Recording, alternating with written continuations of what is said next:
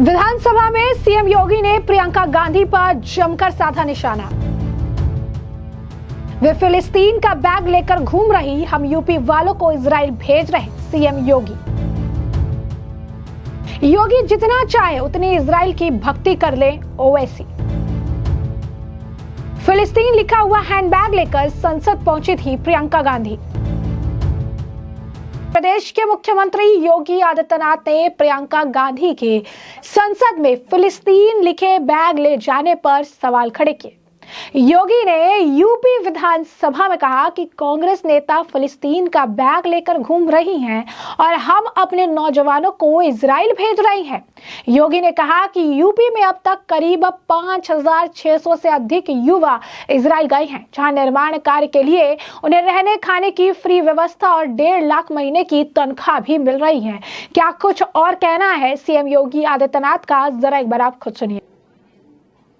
कल कांग्रेस की एक नेत्री संसद में फिलिस्तीन का बैग लेकर घूम रही थी और हम यूपी के नौजवानों को इजराइल भेज रहे हैं। वहां पर यूपी के अब तक लगभग 5,600 से अधिक नौजवान इजराइल गए हैं निर्माण कार्य करने के लिए, और हर नौजवान रहने का फ्री, खाने का फ्री और 1.5 लाख रुपए उसको वहां पे अतिरिक्त मिल रहे हैं और पूरी सुरक्षा की गारंटी भी है।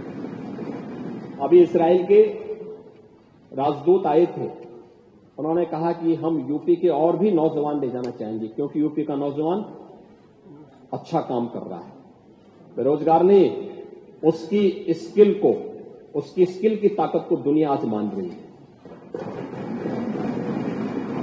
आप ये मान के चलिए, वो नौजवान जब 1.5 लाख रुपए भेजता अपने घर, तो प्रदेश के ही विकास में वो योगदान देता है। हमें अभिनंदन करना चाहिए नौजवानों का। क्या प्रवासी भारतीयों ने भारत के विकास में योगदान नहीं किया?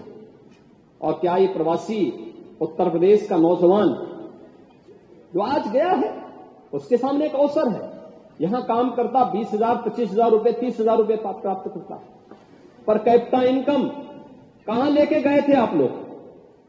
1947 में जब ये देश आजाद हुआ था, प्रति व्यक्ति आय उत्तर प्रदेश की भारत की एवरेज आय से ज्यादा थी, और 2017 में जब हमें सत्ता प्राप्त हुई थी, तब उत्तर प्रदेश की प्रति व्यक्ति आय भारत की जो प्रति व्यक्ति आय थी उसकी 1/3 रह गई थी।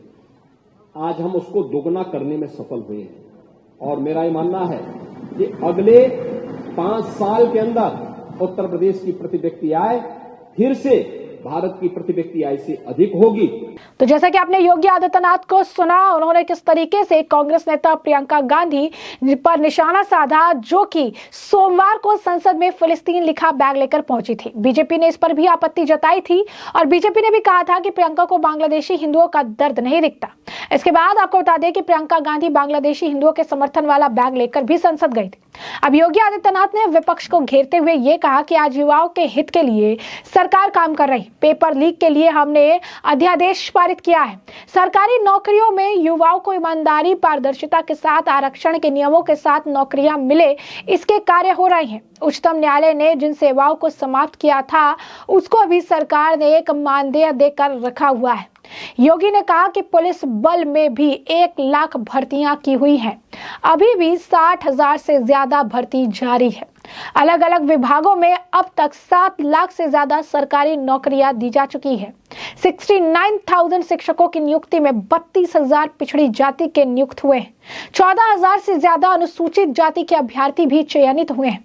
योगी ने यह भी बताया कि 2017 से पहले का दौर कोई नहीं भूल सकता है, और अब जो है जिस तरीके का दौर है वो यादगार रहने वाला है। वहीं प्रयागराज है, जहां पब्लिक सर्विस कमीशन में उन्हें अध्यक्ष बना दिया गया था, जिसकी डिग्री फर्जी थी। योगी आदित्यनाथ ने यही नहीं, इस मामले को लेकर, क्योंकि प्रियंका गांधी वाड्रा जो है वो गई हुई थी संसद के अंदर, जिस तरीके से जो है फिलिस्तीन का बैग लेकर इसे लेकर योगी आदित्यनाथ तो ने खरीकोटी सुनाई, लेकिन योगी आदित्यनाथ के बयान से ओवैसी को काफी ज्यादा दिक्कत होती नजर आई। क्योंकि ओवैसी ने अब सीएम योगी आदित्यनाथ के बयान पर टिप्पणी की और उन्होंने इसे लेकर बकायदा पोस्ट किया।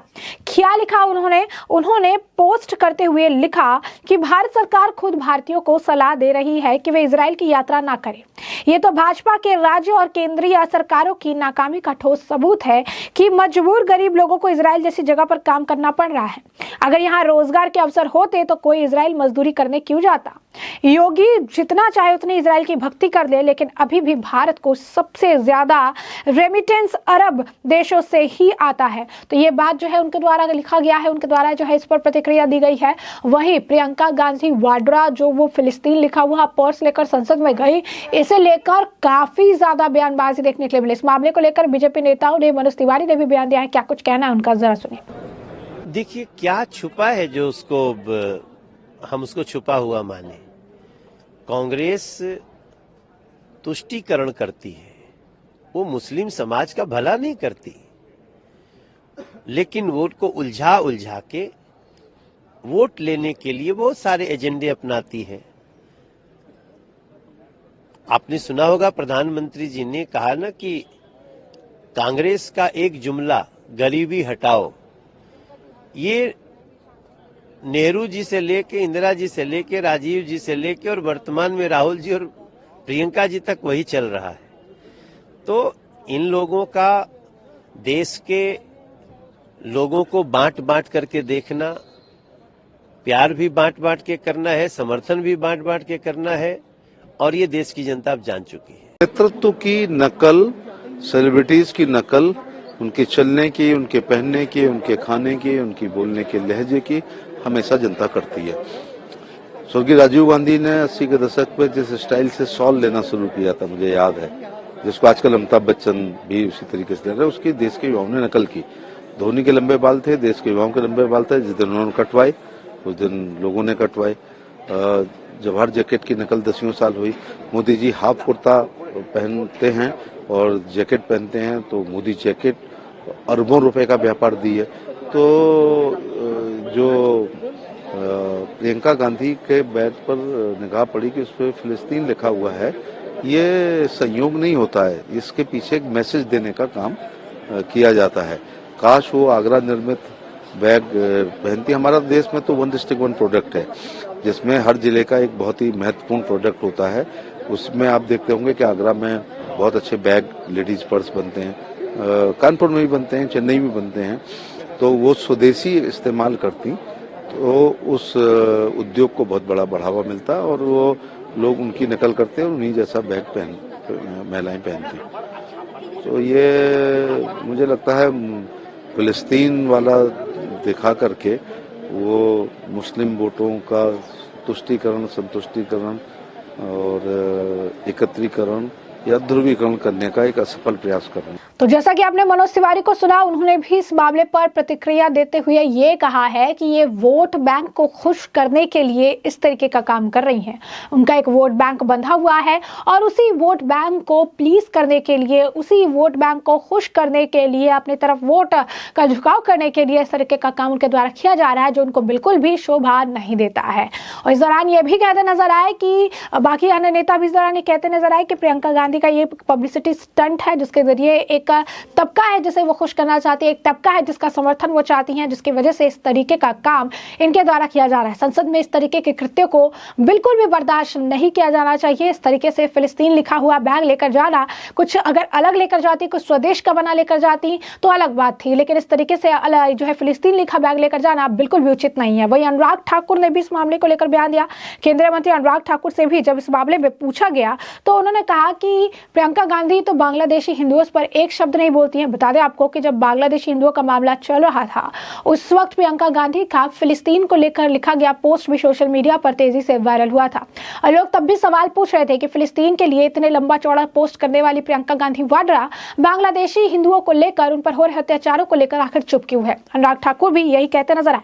उन्होंने कहा कि वो सिर्फ एक फैशन स्टेटमेंट बनाना चाहती हैं। फिलिस्तीन बैग को लेकर, वो फिलिस्तीन का बैग लेकर जो घूम रही है, सिर्फ और सिर्फ एक फैशन स्टेटमेंट के तौर पर उसे देखा जाना चाहिए। चाहिए, उससे ज्यादा कुछ नहीं, क्योंकि बांग्लादेशी हिंदुओं पर तो वो चुप्पी साध लेती हैं और फिलिस्तीन को लेकर फिलिस्तीन का बैग लेकर घूमती हैं। तो ऐसे में हमने आपको जो ये पूरा मामला है ये बड़ा विस्तार से बताया है कि ये पूरा मामला क्या है। आपने सुना कि किस तरीके से सीएम योगी आदित्यनाथ ने प्रियंका गांधी वाड्रा पर फिलिस्तीन लिखा बैग संसद में ले जाने को लेकर जो है प्रतिक्रिया दी और उन्होंने उन पर निशाना साधा। तो इस मामले को लेकर अन्य प्रतिक्रियाओं को भी आपने सुना। तो ऐसे में अब इस पूरे मामले पर आपकी भी राय हो हमें कमेंट सेक्शन में कमेंट करके जरूर से जरूर साझा करिएगा। धन्यवाद।